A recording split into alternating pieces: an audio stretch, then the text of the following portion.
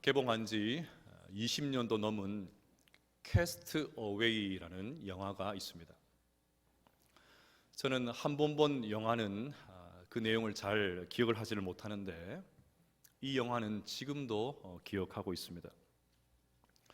미국의 페덱스라는 아주 유명한 운송회사에서 근무하는 주인공 톰 행커스는 항공사고를 당해서 그만 조그마한 섬에 혼자 살게 되었습니다. 워낙 외딴 곳이라 배들이 다니지를 않습니다. 그러니 구출될 희망이 없습니다. 먹을 것도 마실 것도 없습니다. 그러던 어느 날 인기척이 났습니다. 반갑기는 했지만 한편으로는 무서운 생각이 들었습니다. 그래서 누구냐? 소리를 쳤습니다. 그런데도 이상하게 소리가 멈추지를 않습니다. 조심해서 주변을 살펴보니까 다 익은 야자수 열매가 쿵 떨어지는 소리였습니다. 드디어 먹을 것이 생겼다 그렇게 싶어서 달려들었지만 깨는 게 쉽지가 않습니다. 마침 물에 떠다니던 소포봉지에 있던 스키 신발 날로 야자수 껍질을 벗기는 데까지는 성공했습니다. 하지만 그만 물이 왈칵 쏟아졌습니다. 얼마나 아까운지요. 그래서 이번에는 그 신발 날로 야자수에 구멍을 뚫어서 마십니다. 한숨을 돌리기는 했지만 그것도 한계가 있죠. 이슬과 빗물로 목을 축이면서 버팁니다. 허기진 배는 바다에서 물고기를 잡으면서 근근히 버티고 또 버텼습니다. 그러니 얼마나 처량합니까? 하루에도 수없이 절망이 됩니다. 하지만 그는 결코 생의 의지를 포기하지 않습니다. 소포 상자에서 발견한 봉에다가 자기 피로 해골을 그리고는 어떻게 해서든지 탈출하겠다는 의지를 불태웁니다. 결국 섬에 고립된 지 1500일 만에 떠내려온 알루미늄 판자를 이용해서 뗏목을 만들어 탈출을 감행합니다.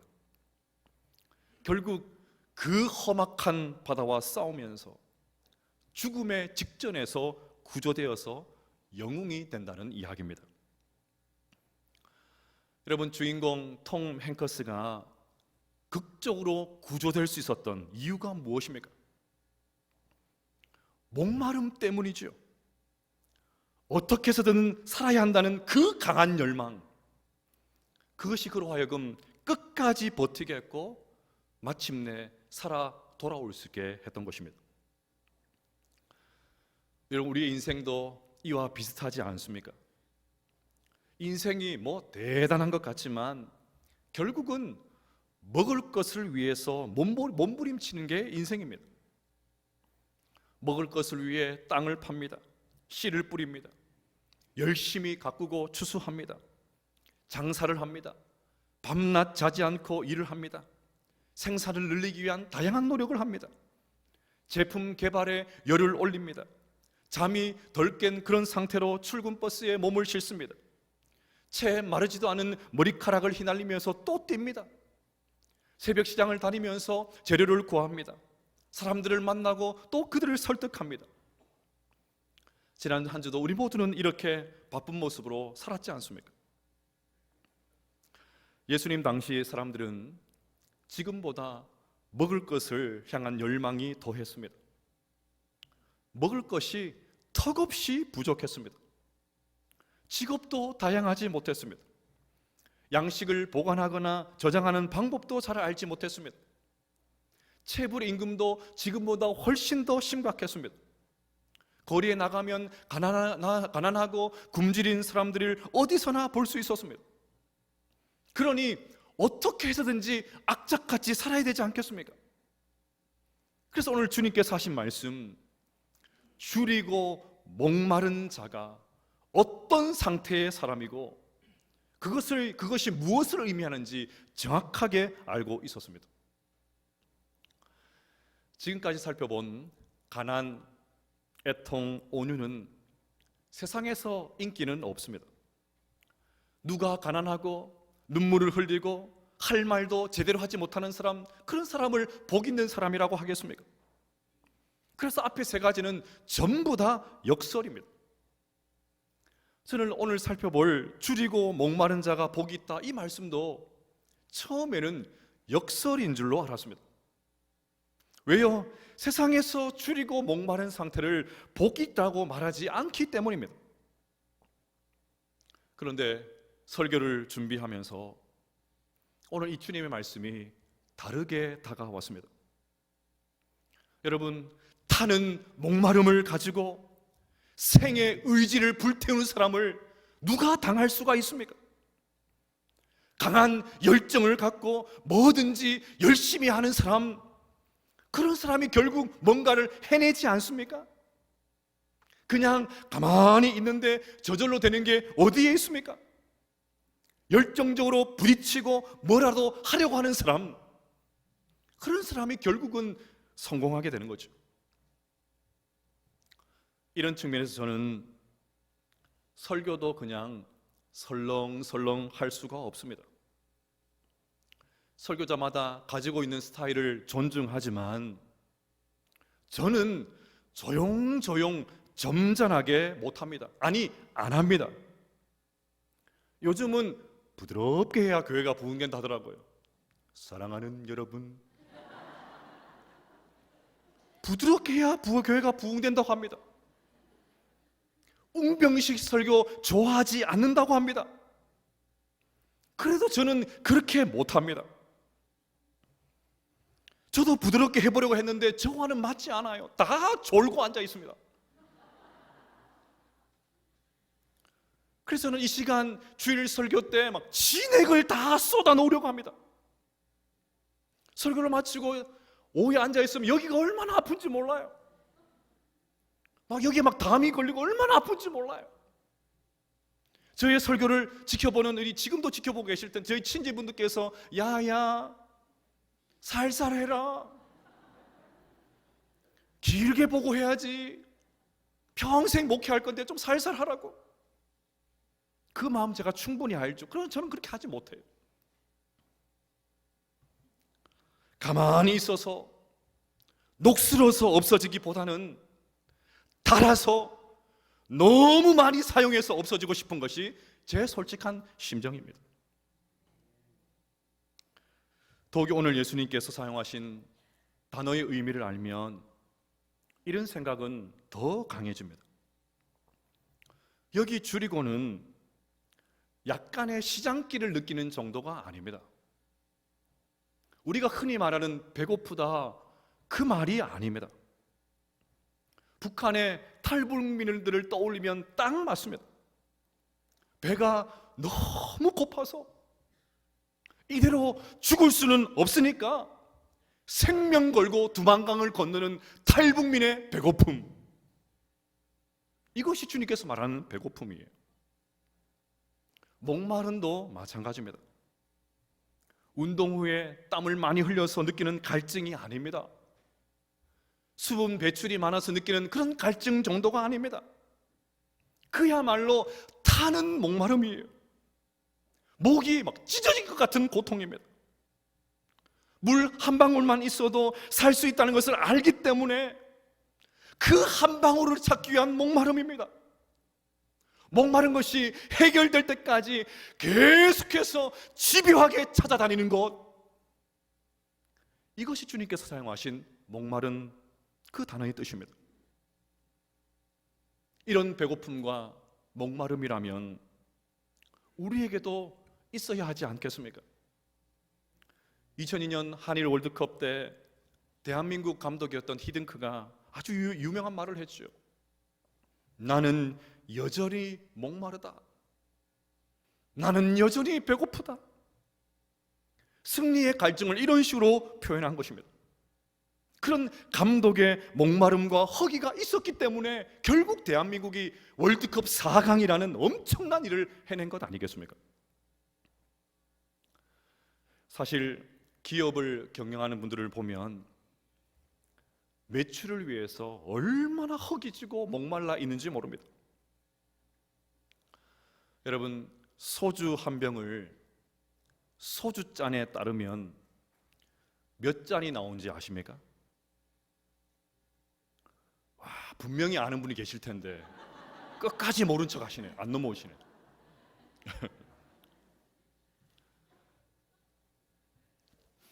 만나교회 김병상 목사님 설교 때 이 말씀을 하시는데 참 흥미로웠습니다. 소주 한 병을 소주잔에 따르면 7잔이 나온다고 합니다. 또 맥주 한 병을 맥주잔에 따르면 거품을 제외하고, 디테일하죠? 거품을 제외하고 3잔이 나온다고 합니다. 와인병을 와인잔에 따르면 7.5잔이 나온다고 합니다. 고개를 끄덕끄덕 하시는 분들은 지금 수상한 분들이에요.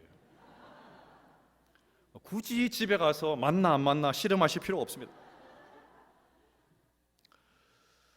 여러분, 공통점이 있습니다. 모든 술잔이 홀수입니다. 이유가 뭘까요? 술을 만드는 회사니까 밤낮으로 어떻게 하면 술을 더 많이 팔 수 있을까?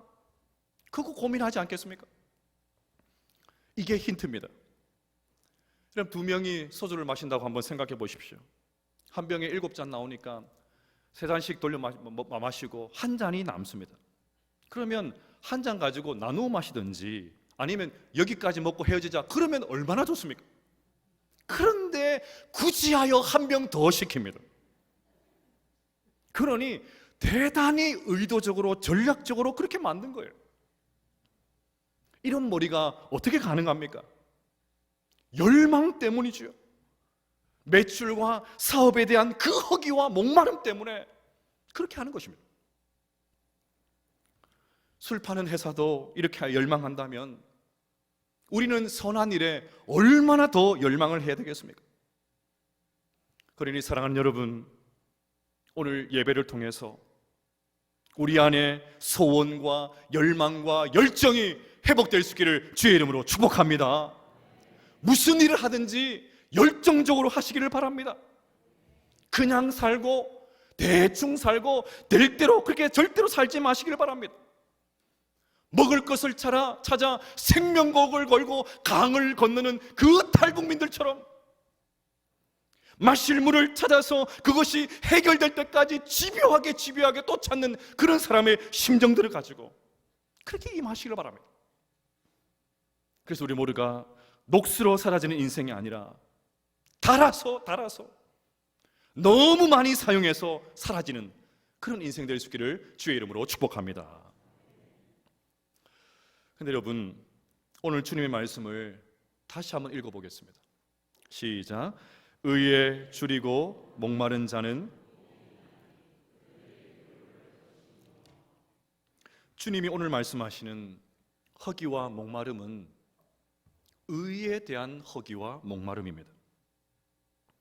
이걸 놓치면 안 돼요. 따라서 덮어놓고 갈증을 느끼고 갈망하고 열망하고 어떤 것이든 아무 것에나 열정을 불태워서는 안 됩니다. 열정의 방향이 중요해요. 어떤 열망이냐가 중요합니다.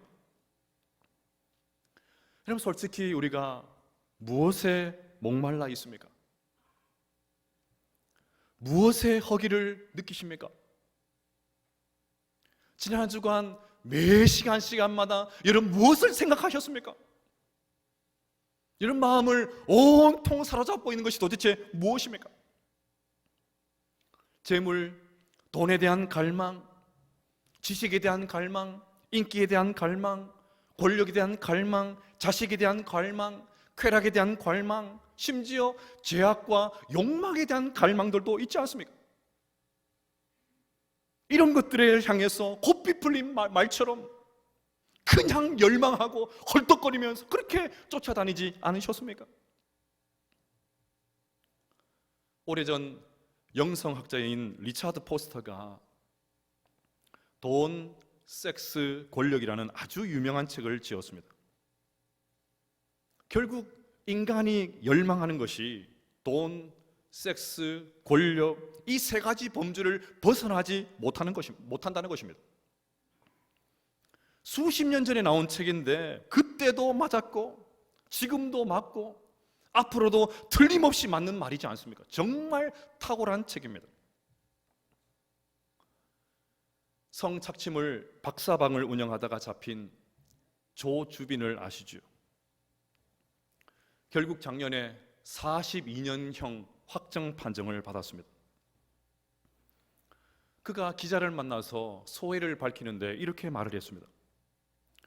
멈출 수 없었던 악마의 삶을 멈춰주셔서 정말 감사합니다. 그도 자신이 하는 일이 악마의 짓이라는 것을 너무나도 잘 알고 있었습니다. 그런데도 성에 대한, 쾌락에 대한, 더 깊이 들어가면 결국 돈에 대한 갈망들이 너무 강해서 잘 알면서도 멈추지 못하고 더 깊은 수렁으로 빠져들어갔던 것 아니겠습니까? 이런 측면에서 디모데후서 3장 1절부터 4절 말씀이 너무나도 중요합니다. 같이 한번 읽어보실까요? 시작. 너는 이것을 알라. 말세에 고통하는 때가 이르러 사람들이 자기를 사랑하며 돈을 사랑하며 자랑하며 교만하며 비방하며 부모를 거역하며 감사하지 아니하며 거룩하지 아니하며 무정하며 원통함을 풀지 아니하며 모함하며 절제하지 못하며 사나우며 선한 것을 좋아하지 아니하며 배신하며 조급하며 자만하며 쾌락을 사랑하기를 하나님 사랑하는 것보다 더하며. 오늘 우리가 살고 있는 이 시대의 모습이 여기에 막 그대로 들어있지 않습니까? 자기를 사랑하며, 결국 쭉 이어져 나오는 이 참담한 모습의 근본적인 원인을 따지고 보면 결국 자기 사랑입니다. 어떻게든지 자기 만족을 위해서 수없이 많은 것을 갈망하면서 삽니다. 그런데도 도무지 만족할 줄 몰라요. 오늘 말씀에 보면 그것이 만족을 줄 줄 알고 끊임없이 쫓아가면서 사는데 그것이 고통을 준다고 합니다. 이유가 무엇입니까? 열망하고 갈망하는 방향이 잘못되었기 때문입니다. 허기지고 목마른 대상이 틀렸기 때문입니다. 갈증의 방향이 잘못되었으니까 전부 다 세상에 그 타는 목마름들을 가지고 헐떡거리며 살고 있습니다. 도무지 만족을 하지를 못합니다. 예수님이 말씀하신 줄이고 목마른 것은 결단코 이런 것이 아닙니다. 자, 그러면 결론적으로 한번 생각해 보겠습니다. 예수님께서 의에 줄이고 목마른 자가 복이 있다고 말씀하실 때 이 의는 도대체 뭘까요? 우리가 정말 줄이고 목말라야 해야 될 것은 도대체 무엇일까요? 첫째로 하나님을 향해 줄이고 목말라야 합니다. 오늘 주님께서 말씀하신 의라는 단어는 구약 성경에 500번 이상 나오고 신약 성경에 200번 이상 나옵니다. 그러니까 의라는 이 단어는 성경을 간통하는 굉장히 중요한 단어예요. 그러면 이 중요한 의가 도대체 뭘까요? 지금까지 팔복 설교를 준비하면서 오늘이 제일 힘들었습니다. 왜냐하면 의에 대한 해석이 학자들마다 책마다 다 달라요. 그러던 중에 예레미야서 23장 6절 말씀을 보면서 의문이 풀렸습니다. 같이 한번 읽어볼까요? 시작. 그의 날에 유다는 구원을 받겠고 이스라엘은 평안히 살 것이며 그의 이름은 여호와 우리의 공이라 일컬음을 받으리라. 아멘. 보십시오. 여기에 보면 하나님의 여러 가지 이름 가운데 하나가 공의, 의입니다. 하나님의 이름이 공의, 의예요. 우리가 섬기는 하나님은 공의로우신 분이십니다. 하나님께서 공의로 세상을 주관하시고 마지막 날 공의로 세상을 심판하실 것입니다. 만약에 의로우신 하나님이 존재하시지 않으면 이 세상에서는 더 이상 공의가 없습니다. 사람들이 도덕적으로 맞다 하는 주장들도 별 의미가 없습니다. 이 불의한 세상을 바라보면서 정의롭고 공의로운 세상을 갈망할 수 있는 이유가 뭐냐면 우리 하나님께서 의로운 분이시기 때문이에요. 따라서 의에 줄이고 목마른 자가 복이 있다 하신 주님의 말씀은 제일 먼저 하나님에 대해서 줄이고 목말라야 한다는 그런 뜻입니다. 그런데 하나님을 향한 목마름, 멋진 표현이긴 한데 여전히 별 손에 잡히지가 않습니다. 그래서 하나님을 향한 이 목마름을 다르게 표현하면 은혜를 향한 배고픔, 은혜를 향한 목마름, 그렇게 표현하면 좋을 것 같습니다. 주일이 되면 교회 왔다 갔다 예배 참석하고 적당히 봉사도 하고 밥 먹기 전에 잠시 기도도 하고 가끔 성경책도 읽고, 그것을 신앙생활이라고 말하지는 않습니다. 바울은 제대로 된 신앙생활을 갈라디아에서 해서 이렇게 설명을 합니다. 내가 그리스도와 함께 십자가에 못 박혔나니 그런즉 이제는 내가 사는 것이 아니요 내 안에 그리스도께서 사시는 것이라. 이제 내가 육체 가운데 사는 것은 나를 사랑하사 나를 위하여 자기 자신을 버리신 하나님의 아들을 믿는 믿음 안에서 사는 것이라. 하나님의 아들을 믿는 믿음 안에 푹 빠져 사는 것, 그것이 신앙생활이에요. 밤낮 하나님을 의지하고 그분의 이름을 부르고 그분을 믿고 따르는 것, 이것이 신앙생활이에요. 늘 하나님 생각하고 또 생각하고 또 생각하고, 그것이 신앙생활입니다. 다윗이 시편에서 이것을 너무나도 아름답게 묘사했죠. 시편 42편 1절과 2절 말씀 보시면 하나님이여 사슴이 시냇물을 찾기에 갈급함같이 내 영혼이 주를 찾기에 갈급하나이다. 내 영혼이 하나님 곧 살아계신 하나님을 갈망하나니 내가 어느 때에 나아가서 하나님의 얼굴을 배울까. 시편 63편에도 하나님이여 주는 나의 하나님이시라. 내가 간절히 주를 찾되 물이 없어 마르고 황폐한 땅에서 내 영혼이 주를 갈망하며 내 육체가 주를 앙모하나이다. 앉으나서나 주님 생각하고 또 생각하고 또 생각하고, 우리의 내리에 하나님이 떠나지 않는 것, 그것이 신앙생활이에요. 그런데 과연 지금 우리는 그런 삶을 살고 있다는 거예요. 여러분, 사실 우리 모두는 이미 하나님을 향한 배고픔, 은혜에 대한 목마름을 경험한 적이 있습니다. 여러분, 처음에 교회 다닐 때를 한번 생각해 보십시오. 처음에 예수님 믿을 때를 한번 생각해 보십시오. 그때는 제일 먼저, 누구보다 먼저 예배당에 왔습니다.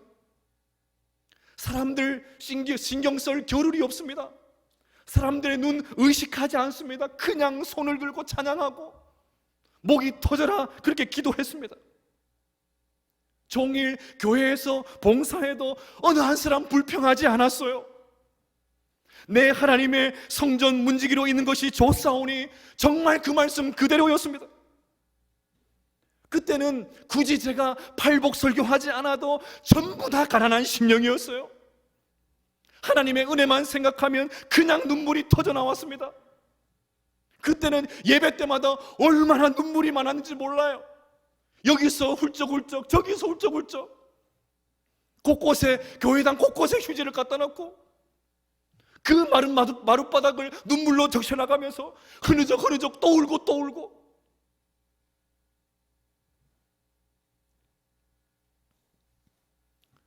그런데 여러분, 지금은 어떻습니까? 지금은 어떻습니까? 이건 어디까지나 한때 좋았던 추억입니까? 그때 참 좋았지 그겁니까?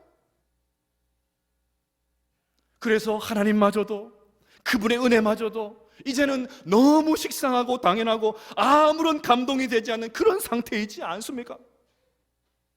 그래서 오늘 주님께서 우리에게 말씀하십니다. 나를 좀 줄이고 목말라 해라. 세상 것 줄이고 목말라서 헐떡거리지 말고 나를 좀 줄이고 목말라 해라. 그래서 주님은 줄이고 목말라 한다는 이 단어를 의도적으로 현재 시제를 사용하십니다. 무슨 말입니까? 하나님을 향한 배고픔과 목마름은 과거 한때 한 번으로 그치는 것이 아니라 매일의 삶 현장 가운데서 계속해서 일어나야 된다고. 빌리 그레함 목사님이 우리의 영혼의 상태를 이렇게 진단했습니다. 사탕을 먹은 아이는 위장이 텅 비어 있는데도 당분으로 헛배가 불러서 밥상 앞에서도 밥을 외면한다. 이처럼 우리는 이 세상에 죄악된 쾌락에 빠져 영적인 것에 대한 식욕이 없다. 우리는 마귀의 진수성찬을 너무 많이 먹고 있다. 진짜 맞는 말 아닙니까? 하나님이 차려주신 진수성찬이 아니라 마귀가 차려놓은 그 진수성찬이 진짜인 줄 알고 헐떡거리고 사랑하는 여러분, 이 아침에 하나님을 향한 배고픔, 은혜에 대한 목마름이 우리 가운데 회복될 수 있게 되시기를 주의 이름으로 축복합니다. 둘째로, 세상의 정의에 대한 정의에 허기지고 목말라야 됩니다. 우리 모두는 정의로운 세상을 원합니다. 정의로운 세상에서 살기를 원하죠. 들어서는 정권마다 정의와 공의를 외칩니다. 그런데도 어느 누구도 세상이 정의로워졌다, 공의로워졌다 그렇게 생각하는 사람은 별로 없는 것 같습니다. 왜냐하면 정의의 기준이 전부 다 내 자신이기 때문입니다. 나에게 좋으면 정의고 내가 손해보면 불의가 됩니다. 쉽게 말해서 내로남불입니다. 내가 하면 로맨스고 다른 사람이 하면 불륜이 됩니다. 또 요즘은 선택적 정의 그런 말을 쓰더라고요. 그때그때 다릅니다. 다들 정의를 외치는데 이상하게 정의롭지를 못합니다. 우리 그리스도인들은 정치인들이 외치는 정의에 놀아나면 안 됩니다. 세상에서 통용되는 정의의 기준에 맞춰서는 안 됩니다. 우리가 추구하는 정의는, 그 기준은 철저하게 하나님의 말씀입니다. 하나님의 의가 우리의 기준입니다. 아무리 내가 따르는 이념이 있고 또 정치적인 견해가 있어도 하나님의 말씀이 맞다고 하면 맞는 거고 하나님의 말씀이 아니라고 하면 아닌 거예요. 내가 지지하는 정당이 있고 정치인이 있다고 해도 맹목적으로 따라가면 안 됩니다. 결코 하나님보다 이념이 앞서서는 안 됩니다. 여러분, 세상은 하나님의 공의와 정의를 좋아하지 않습니다. 구약의 선지자들 한번 보십시오. 어떤 선지자가 사람들의 대접을 받았습니까? 자기들이 듣고 싶은 말, 그 듣고 싶은 말을 달콤하게 해주는 그런 선지자들을 좋아했습니다. 하나님은 이런 자들을 거짓 선지자다, 나는 그들에게 말씀을 준 적이 없다, 그렇게 말씀하시는데도 사람들은 이런 사람들을 좋아했어요. 반대로 하나님의 말씀을 가감없이 전하는 진짜 선지자들을 죄다 고생했습니다. 대부분 죽었습니다. 어떻게 이런 일이 하나님의 백성이라고 하는 이스라엘 공동체에서 일어날 수가 있습니까? 다들 정의의 기준이 자기 자신이 되었기 때문입니다. 따라서 우리 그리스도인들은 이 땅에서 하나님의 정의를 보여줄 수 있어야 됩니다. 욕을 먹더라도, 세상에서 환영받지 못하더라도 하나님의 의가 무엇인지 보란듯이 보여줘야 됩니다. 앞서 의에 줄이고 목마르다 할 때 이 의가 하나님이라고 말씀을 드렸습니다. 하나님을 향한 다른 목마름을 가지고 있으면 자연스럽게 하나님의 마음과 하나님의 성품과 하나님의 뜻과 하나님의 의가 내 안 가운데 들어오게 됩니다.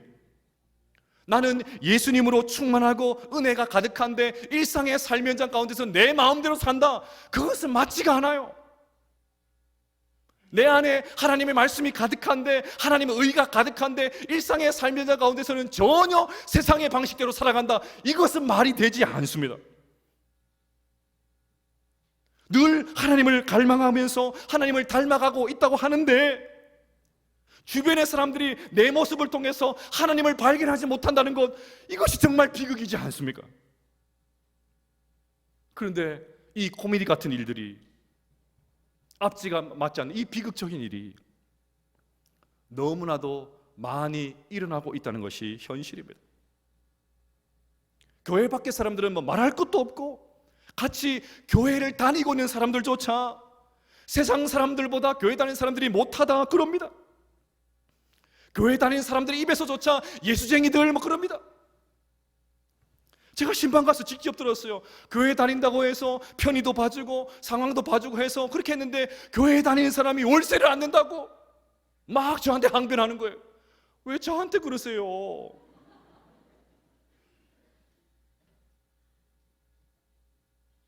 얼마나 마음이 참담하고 쓸쓸한지 몰라요. 이런 측면에서 우리 그리스도인들은 하나님의 의, 하나님의 정의를 이 땅 가운데 보여줄 수 있어야 됩니다.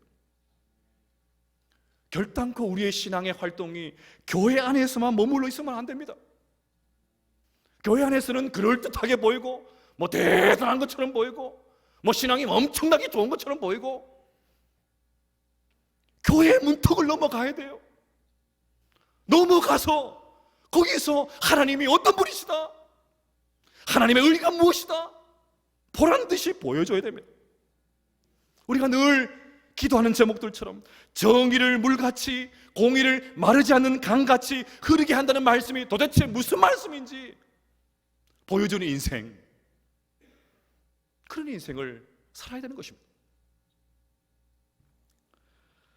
토미 테니가 쓴 하나님 당신을 갈망합니다 라는 책의 일부를 나누면서 설교를 마치려고 합니다. 내가 아는 한 그분을 막을 수 있는 것은 하나뿐입니다. 배고파하지 않는 것, 굶주림이 없는 곳에 그분은 성령을 부으시지 않습니다. 그분은 갈급한 자를 찾으십니다. 갈급함이란 기존의 상태에 만족하지 않는다는 뜻입니다. 우리가 모든 것을 그분께 넘겨드릴 준비가 되어 있을 때 그분은 그때 오십니다. 우리에게는 갈급함이 있어야 합니다. 사랑하는 성도 여러분, 하나님을 향한 허기와 목마름이 우리 가운데 있게 되시기를 주의 이름으로 축복합니다. 세상의 정의에 허기 주고 목말라 할 수 있기를 주의 이름으로 축복합니다. 그래야 하나님께서 주시는, 하나님께서 채워주시는 그 만족감을 가지고 영원히 목마르지 않는 이 생수의 기쁨을 가지고 우리에게 주어진 믿음의 길들을 오늘 하루도 신실하게 살아낼 수 있는 우리 모든 성도들 다 되시기를 주의 이름으로 축복합니다.